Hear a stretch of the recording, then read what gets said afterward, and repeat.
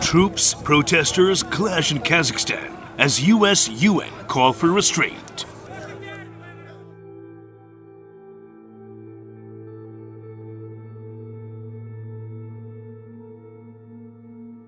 Violent protests in Kazakhstan over rising fuel prices have resumed as the White House and United Nations urged Kazakh authorities to show restraint in dealing with civil unrest.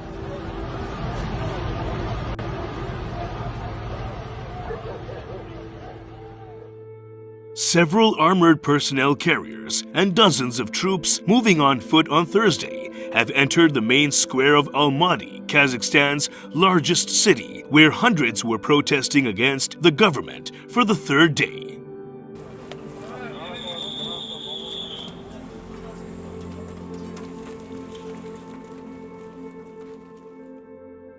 Gunshots were heard as troops approached the crowd. According to witnesses, White House Press Secretary Jen Psaki said the United States supports calls for calm and said protesters should be able to express themselves peacefully, urging the authorities to exercise restraint.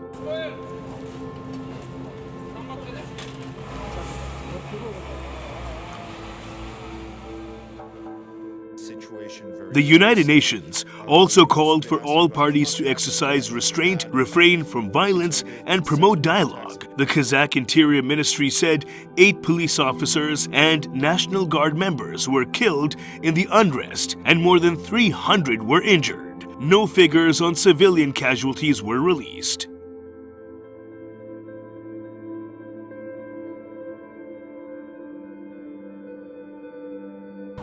Kazakhstan has been roiled by protests since the start of the year, which escalated into clashes with police on Wednesday when the government declared a nationwide state of emergency.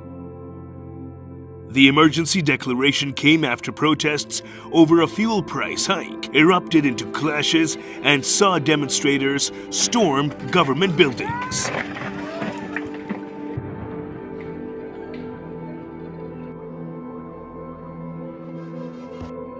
Authorities cut internet and mobile phone access nationwide and earlier declared states of emergency in the epicenters of the rallies, financial capital Almaty and Mangistau province.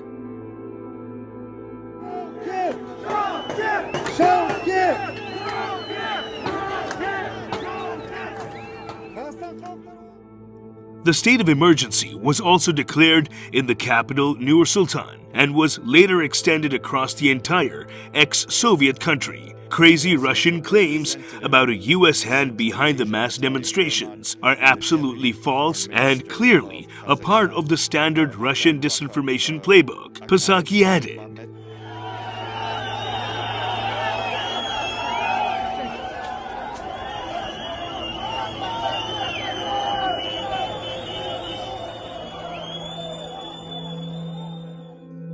State Department spokesman Ned Price condemned destruction of property, but also criticized the internet blackout by the government. We ask for all Kazakhstanis to respect and defend constitutional institutions, human rights, and media freedom, including through the restoration of internet service, Price said in a statement.